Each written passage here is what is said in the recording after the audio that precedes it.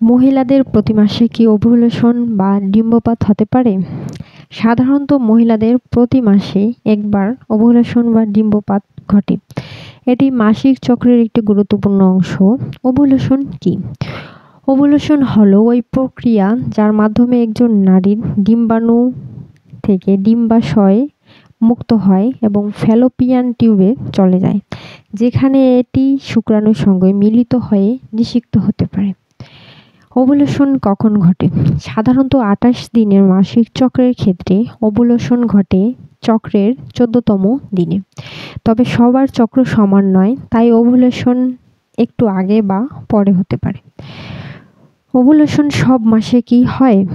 না, সব চক্রে ওভুলেশন নাও হতে পারে। বিশেষ করে কিশোরী বা মেনোপজের কাছাকাছি নারীদের ক্ষেত্রে অতিরিক্ত চাপ, ওজন পরিবর্তন বা হরমোনজনিত সমস্যার কারণে পলিসিস্টিক ওভারি সিনড্রোম থাকলে ওভুলেশন হয় না।